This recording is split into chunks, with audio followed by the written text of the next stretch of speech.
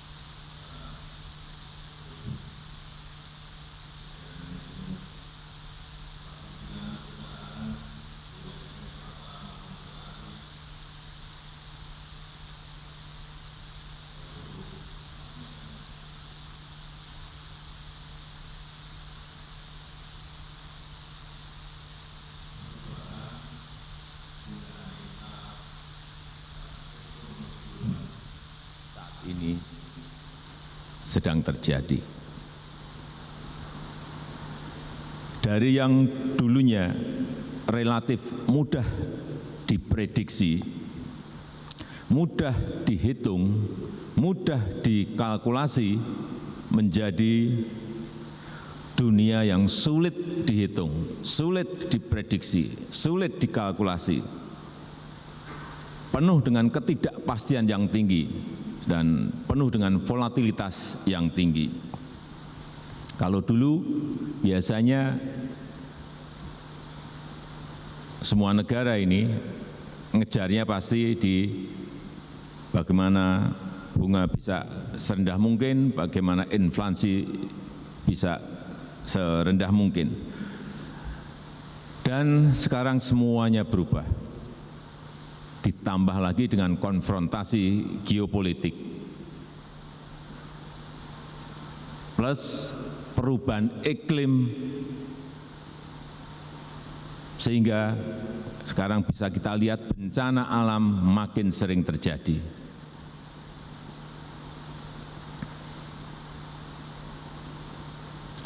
Dengan situasi yang ada sekarang ini,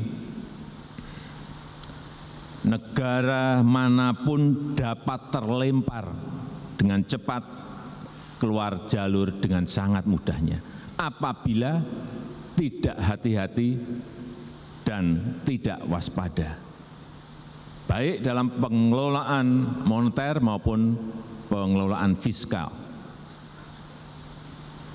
Apalagi setelah perang Rusia dan Ukraina,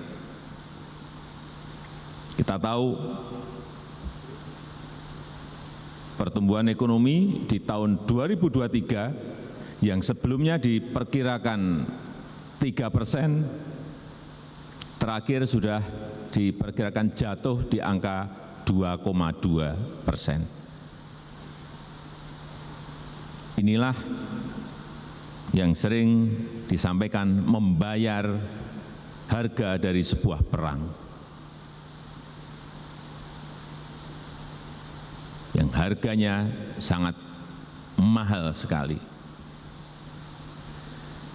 Tetapi dengan ketidakpastian yang tadi saya sampaikan, kita harus tetap optimis, harus optimis itu. Tetapi hati-hati dan waspada. Karena apapun angka-angka yang kita miliki, Indonesia pertumbuhan ekonomi di kuartal kedua kita termasuk yang terbaik di dunia, 5,44%. Inflasi juga masih terkendali setelah kenaikan BBM, kita masih di angka di bawah 6, 5,9. Ini juga tetap harus kita syukuri karena kalau kita bandingkan dengan negara-negara lain, sekarang ini di Argentina sudah 83,5%. Dengan kenaikan suku bunga sudah 3.700 basis poin. Kita inflasi 5,9 dengan perubahan suku bunga kita di 75 basis poin. Artinya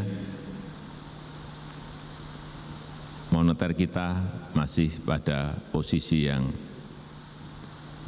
bisa kita kendalikan. Karena apa? Yang saya lihat di dalam keseharian antara Bank Sentral kita BI dan Kementerian Keuangan ini berjalan beriringan. Berjalannya rukun, tidak saling tumpang tindih, ini yang saya lihat. Komunikasinya baik, sehingga fiskal dan moneter itu bisa berjalan bersama-sama. Kemudian untuk terus meningkatkan daya beli, meningkatkan konsumsi masyarakat, pemerintah juga memberikan bantuan sosial baik berupa kompensasi dan subsidi. Ini besarnya luar biasa. 502,6 triliun, ini angka yang gede sekali. Tetapi ya inilah, karena kita ingin konsumsi masyarakat tetap terjaga, daya beli masyarakat tetap terjaga. Ya bayarannya ini 502 triliun. Kemudian yang kedua, kita sekarang ini memang bekerja tidak hanya makro saja, enggak bisa. Makro iya, mikro iya, tapi juga tidak cukup. Harus lebih tajam lagi, detail. Sehingga penyelesaiannya betul-betul satu persatu.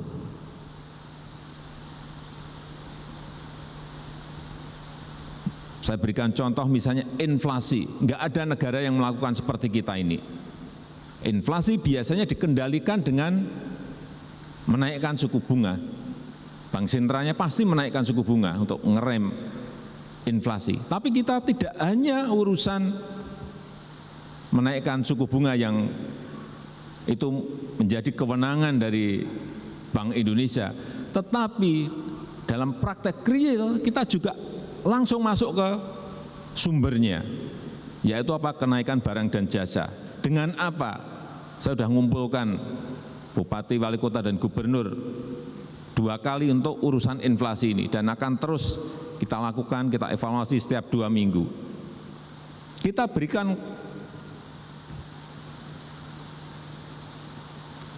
kewenangan daerah untuk menggunakan dana transfer umum 2% dan juga belanja tidak terduga bisa digunakan untuk mengatasi inflasi. Caranya, misalnya ada kenaikan bawang merah di sebuah provinsi, Lampung misalnya. Sumber bawang merah di mana? Brebes. Karena harga bawang merah naik di Lampung, sudah Pemda bisa beli langsung ke Brebes. Atau menutup ongkos transportasi dari Brebes ke Lampung itu dibebankan di APBD. Setelah kita hitung-hitung juga biayanya biaya yang sangat murah. Ongkos berapa sih dari Brebes ke Lampung? Saya cek. Satu truk 3.500.000. Ada APBD-nya bermiliar-miliar. Dan nggak mungkin kan setiap hari kita beli bawang merah. Hal kecil-kecil seperti ini memang harus kita urus. Telur naik. Misalnya di Jabodetabek, sumber telur ada di mana sih yang banyak? Di Blitar. Sudah. Ongkos angkut dari Blitar ke Jabodetabek ditutup oleh Pemda. Sehingga harga itu adalah harga betul-betul harga peternak, harga petani. Enggak ada, cari negara yang kerja kayak kita sedetail itu. Pengendaliannya pasti makro oleh Bank Sentral. Ini kenapa perkiraan kenaikan inflasi karena penyesuaian BBM kemarin dihitung 6,8, jatuhnya di 5,9 karena Pemda-Pemda sudah mulai bergerak ke sana. Saya cek secara sampling sudah bergerak. Kemudian yang ketiga juga yang berkaitan dengan penggunaan produk dalam negeri. Enggak pernah kita urus itu. APBN itu belinya barang import atau barang kita sendiri sih? Pemda itu belinya barang import atau barang kita sendiri, produk dalam negeri. BUMN apakah beli produk import atau produk dalam negeri? Swasta kita belum masuk ke sana. Setelah kita urus, kok yang banyak beli barang impor? Ini uang APBN, APBD yang kita kumpulkan dari pajak, dari royalti, dari biaya ekspor, dari penerimaan negara bukan pajak, bersusah payah, kita kumpulkan, terkumpul, kemudian kita belanjakan, belanjanya produk-produk impor. Benar? Enggak, sama sekali enggak benar. Inilah yang sekarang kita arahkan juga. Dan sudah sekarang kita pakai komitmen, kementerian komitmennya, kementerian A, komitmen berapa triliun, Pemda A berapa triliun, Pemda B berapa triliun, komitmen, terkumpul 950 triliun, komitmen untuk beli produk dalam negeri. Memang realisasinya baru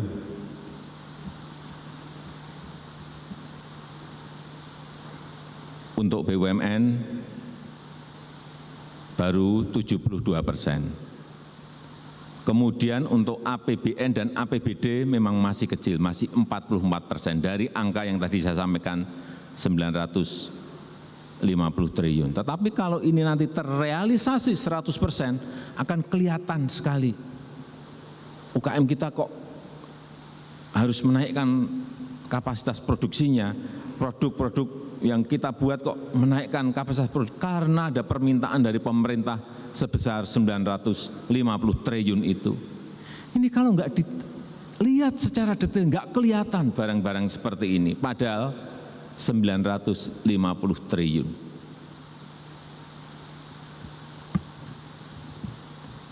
Yang ketiga, pentingnya kolaborasi UKM, pengusaha menengah dan pengusaha besar. Ini penting sekali. Selalu saya ulang-ulang. Harus bekerja sama, harus kompak. Bangun Indonesia Incorporated. Semuanya bergerak. Syukur bisa masuk ke pasar-pasar global. Kalau ini kuat betul, kita bisa bersatu, kita kompak. Seperti saat kita menangani pandemi dari atas sampai ke tingkat daerah dan RT semuanya bergerak, ini akan cepat menyelesaikan masalah-masalah yang kita hadapi. Kemudian yang keempat yang sudah juga sering saya sampaikan mengenai hilirisasi industri. hilirisasi industri yang sudah kita mulai. Saya selalu sampaikan, investasi terbuka, tetapi kalau masuk ke sebuah daerah harus bekerja sama dengan pengusaha lokal, baik yang dari Jakarta maupun yang asing. Bekerja sama dengan pengusaha lokal, diajak mereka. Lompatannya dalam hilirisasi ini saya berikan contoh bolak-balik urusan nikel. Saat kita masih ekspor dalam bentuk bahan mentah, setahun itu nilainya hanya kira-kira 15 triliun. Setelah masuk ke industrialisasi, ke hilirisasi, menjadi 20,9 billion US dollar. Ini sudah di angka 360 triliun. Dari 15 triliun melompat menjadi 360 triliun. Itu baru satu komoditi, baru satu barang. Kita memiliki yang namanya nikel, memiliki boksit, memiliki tembaga, memiliki timah, memiliki aspal. Aspal apalagi. Ini kalau enggak kita ke lapangan enggak ketemu. Saya ke Buton.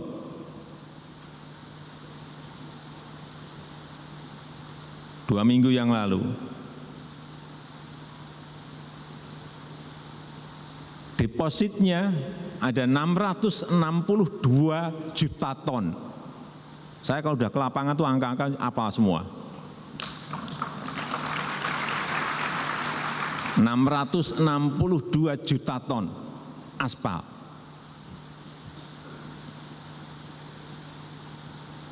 Dulunya pernah diolah di Buton, tetapi stop, saya nggak tahu, karena katanya aspal impor lebih murah. Sehingga yang terjadi 95% aspal kita ini aspal impor. Padahal punya deposit di Buton 662 juta ton. Ini benar. Saya di lapangan saya sampaikan, enggak. 2 tahun lagi saya beri waktu stop yang namanya impor aspal. Harus semuanya disuplai dari Pulau Buton. Ini kesempatan Bapak Ibu semuanya kalau ingin investasi, segera bangun industri aspal di Buton. Pasarnya jelas ada di dalam negeri, mungkin sebagian bisa diekspor. Kebutuhan kita, terakhir informasi yang saya terima, 5 juta ton. Kalau 5 juta ton per tahun artinya kita masih memiliki 120 tahun untuk mengelola yang namanya aspal Buton. Hilirisasi ini menjadi kunci kita maju atau melompat atau tidak ada di situ. Sehingga juga bolak-balik terus saya sampaikan, setelah nikel stop, setelah 2 tahun lagi aspal stop, stop timah, stop boksit, stop tembaga. Karena pajak, biaya ekspor, royalti, dividen semuanya akan masuk ke dalam negeri. Tidak yang menikmati orang luar kita. Freeport misalnya setelah kita ambil 51%, saya ke lapangan, saya suruh ngitung berapa sih pendapatan negara yang dihasilkan dari Freeport. Yang dulunya kita hanya dapat dividen hanya 9%.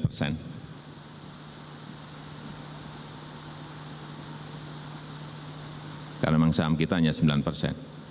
Setelah kita ambil alih 51%, kita dapat pajak, dividen, royalti, ya ekspor, penerimaan negara bukan pajak, saya suruh ngitung berapa jumlahnya. 70% dari pendapatan yang ada di Freeport.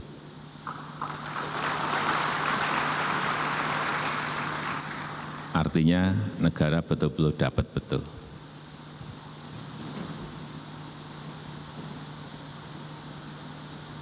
Kalau ini konsisten kita lakukan,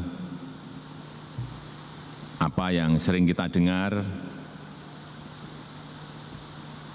ketidakpastian yang tadi saya ceritakan, kemudian pagi tadi saya mendapatkan informasi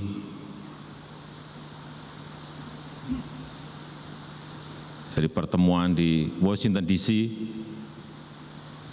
28 negara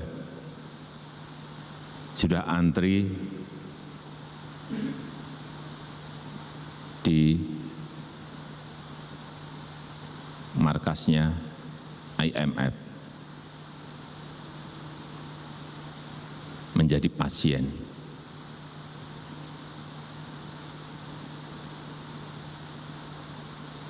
Ini yang sekali lagi kita tetap harus menjaga optimisme, tetapi yang lebih penting hati-hati dan waspada. Eling lan waspada. Saya tutup, terima kasih. Wassalamualaikum warahmatullahi wabarakatuh. Dan dengan mengucap bismillahirrahmanirrahim, pada pagi hari ini secara resmi saya buka Investor Daily Summit 2022. Terima kasih. Wassalamualaikum warahmatullahi wabarakatuh. Mohon berkenan mendampingi Bapak Presiden melakukan pembukaan. Kami undang untuk naik ke atas panggung kepada Menko Marves, Menteri Investasi, Executive Chairman B Universe dan CEO B Universe.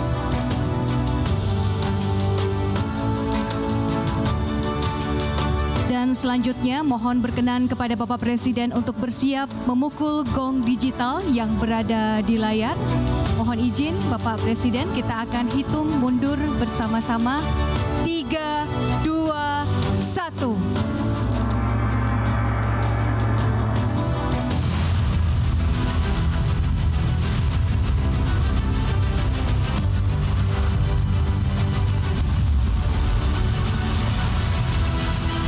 Hadirin yang kami hormati, dengan demikian Investor Daily Summit 2022 telah resmi dibuka oleh Presiden Republik Indonesia.